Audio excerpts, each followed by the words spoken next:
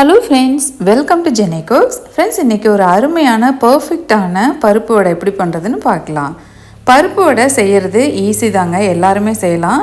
ஆனால் இந்த 3 டிப்ஸை ஃபாலோ பண்ணுங்கள். ஏன்னா பருப்பு வடைனாலே டேஸ்ட்டு நல்லா இருக்கணும், அந்த கலர் ஈவனாக வரணும், ரெண்டாவது வந்து நல்லா மொறுமொறுன்னு மேலே இருக்கணும், உள்ளே சாஃப்டாக இருக்கணும். இதெல்லாம் இருந்தால் தான் சூப்பராக இருக்கும். ஒரு 3 டிப்ஸ் இது கொடுக்குறேன், ஃபாலோ பண்ணி செஞ்சு பாருங்கள், ரொம்ப அருமையாக இருக்கும். இப்போது ஒரு பாத்திரம் எடுத்துக்கோங்க. நான் கடலைப்பருப்பு 2 கப் அளவுக்கு எடுத்திருக்கேன். பொதுவாக பருப்பு வடைனாலே எங்கள் வீட்டில் நல்லா விரும்பி சாப்பிடுவாங்க.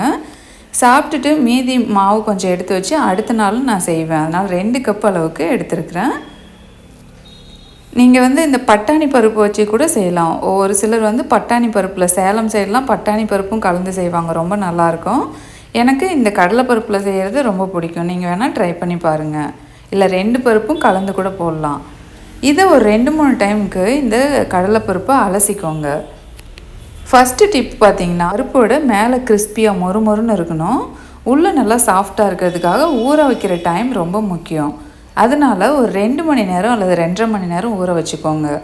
1 மணி நேரம் ஊற வச்சிங்கன்னா நல்லா மொறுமொறுன்னு இருக்கும், கொஞ்சம் கெட்டியாக இருக்கும்.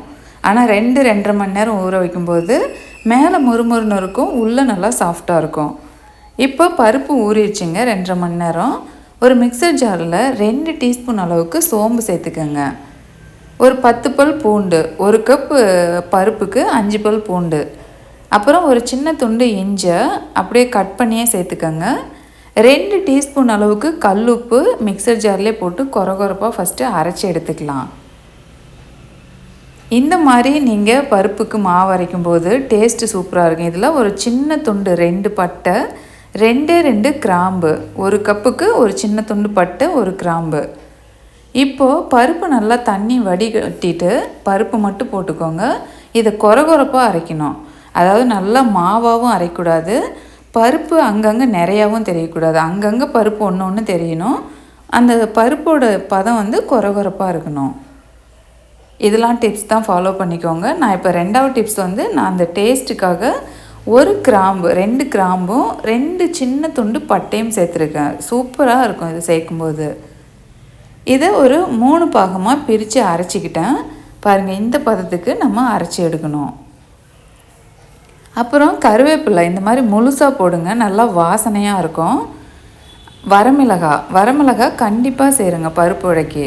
நம்ம இந்த கட்லு கடையிலலாம் வாங்கி சாப்பிடுவோம் பாருங்கள், அப்போ சின்ன வயசில், அந்த மாதிரி டேஸ்ட்டில் சூப்பராக இருக்கும். வரமிளகாய் ஒரு 2-3, பெரிய வெங்காயம் 2 பெரிய வெங்காயம் சேர்த்துருக்கேன், பச்சை மிளகாய் 2, பெருங்காயம் கண்டிப்பாக நான் சேர்ப்பேன். உங்களுக்கு தேவைப்பட்டால் சேர்த்துக்கலாம், இல்லைனா ஸ்கிப் பண்ணிக்கலாம்.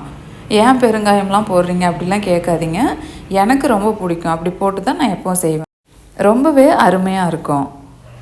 இப்போ நல்லா கலந்து எடுத்துக்கோங்க. இது கூட கொத்தமல்லி இலை போடுறதுனா கூட நீங்கள் போட்டுக்கலாம். நான் வந்து ப்ளைனாக கொத்தமல்லி இலைலாம் போடல, கருவேப்பிலை மட்டும் போட்டிருக்கிறேன்.